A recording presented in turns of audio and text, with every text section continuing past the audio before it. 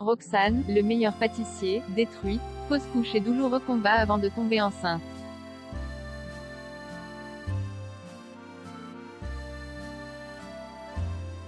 L'ancienne candidate du meilleur pâtissier a le sourire aujourd'hui. Roxane est enceinte de 3 mois.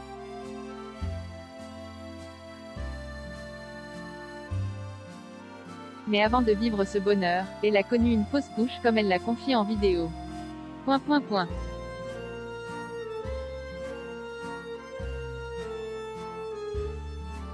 L'ancienne candidate du meilleur pâtissier, M6, a annoncé la bonne nouvelle le 9 mai 2021.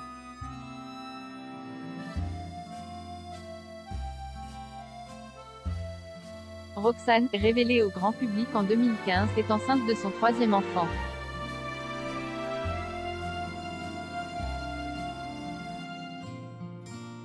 Dans sa publication, elle a précisé qu'elle était passée par des étapes difficiles avant d'atteindre ce bonheur.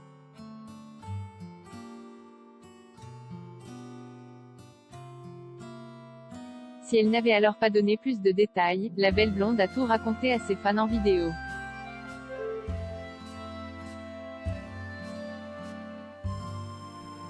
Le 14 mai, Roxane a en effet dévoilé une nouvelle vidéo qui lui tient à cœur sur sa chaîne YouTube afin d'aborder notamment des sujets souvent tabous.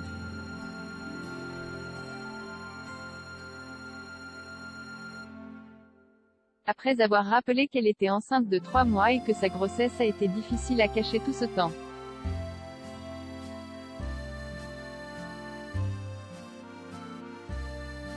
La maman de Mathis et Louane a évoqué le cap des 3 mois, une étape qu'elle redoutait.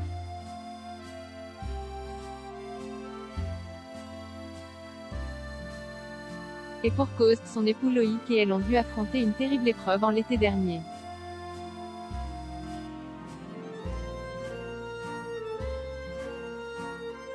On l'a tant attendu, tant désiré. Ça a été un long chemin et c'est de ça dont je veux parler.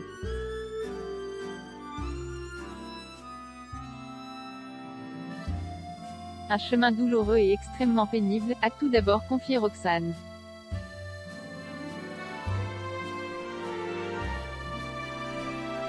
Elle a ensuite précisé que cela faisait plus d'1 an qu'elle essayait d'avoir un bébé.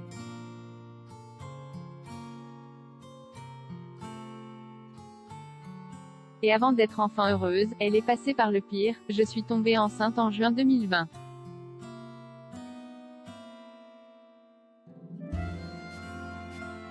Et à environ 2 mois et demi de grossesse, j'ai commencé à perdre du sang. Et là, on m'a annoncé une fausse couche.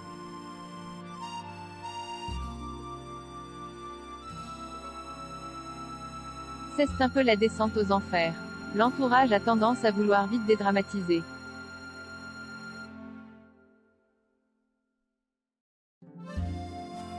Je sais que ce n'est pas méchant, mais moi psychologiquement, je me disais que je NY arriverait plus.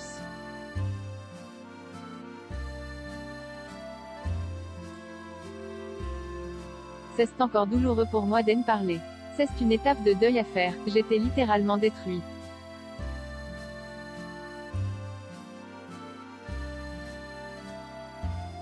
Très vite, Roxane a culpabilisé. Elle pensait être à l'origine de cette fausse couche.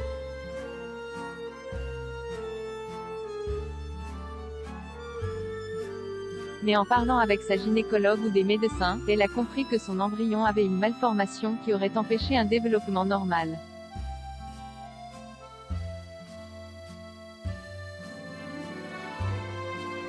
La suite a été assez compliquée parce que c'est une fausse couche qui a duré plus d'1 mois.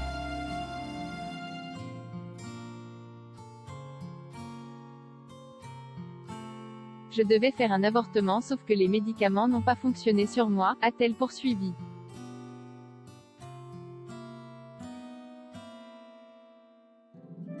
Elle a donc attendu 2 semaines pour voir si la nature ferait bien les choses.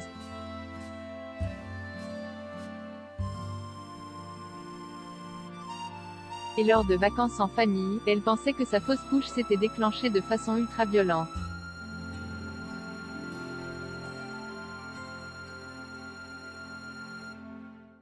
Je perdais énormément de sang et les douleurs étaient comparables à celles de l'accouchement, a précisé l'ex-candidate de M6.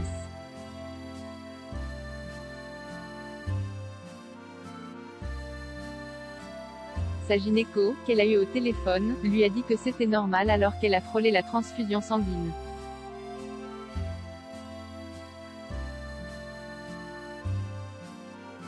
Coup de poignard et culpabilité pour Roxane avant un grand bonheur.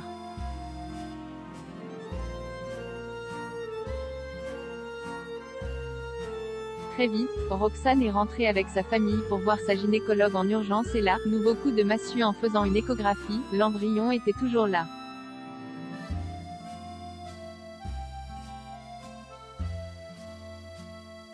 Elle n'avait donc d'autre choix que de passer par la case aspiration, une intervention qui se fait sous anesthésie générale.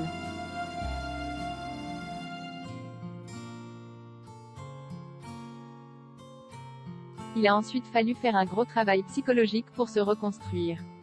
Mais elle a fait l'erreur de se fixer une date pour tomber vite enceinte.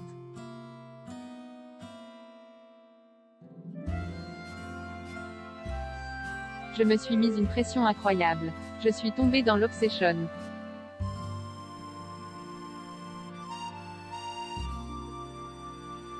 Je suis devenue une testeuse compulsive, j'étais capable de faire des tests de grossesse 3 fois dans la journée à n'importe quel moment de mon cycle.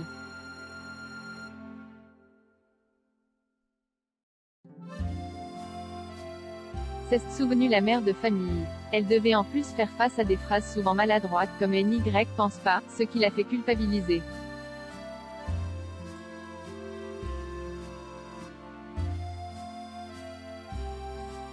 Le coup de poignard cesse quand je suis allée voir ma gynécologue qui pensait que j'avais un kyste qui bloquait l'accès au tronc.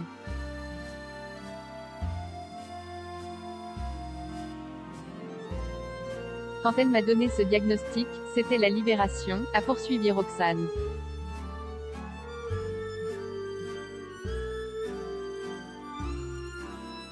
Elle s'est dit qu'enfin, le problème était trouvé et qu'une fois résolu, elle pourrait tomber enceinte.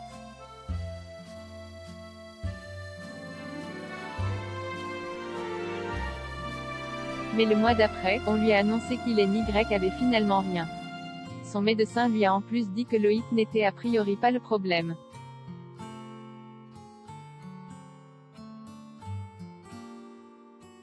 Elle me dit, on se donne 4 mois et on commence le parcours PMA. Et elle m'a laissé comme ça.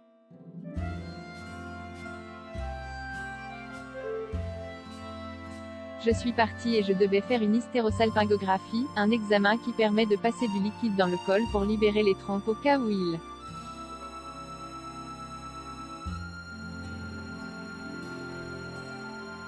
y avait un petit engorgement, pour faciliter la fertilité, a-t-elle expliqué.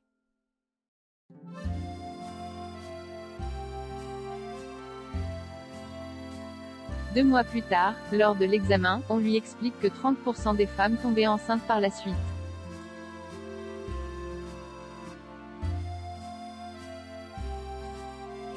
Coïncidence ou pas, le mois suivant, elle a eu son joli plus. Je NY croyais pas du tout, a-t-elle confié les larmes aux yeux.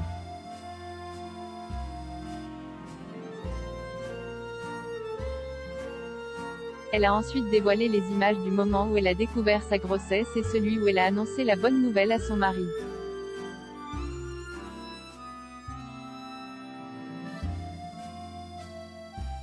Aujourd'hui, maman et bébé vont bien.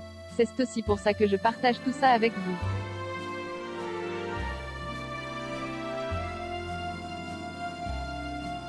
Je voulais parler de ce parcours pour parler aux femmes qui sont en essai, pour parler aux femmes qui culpabilisent.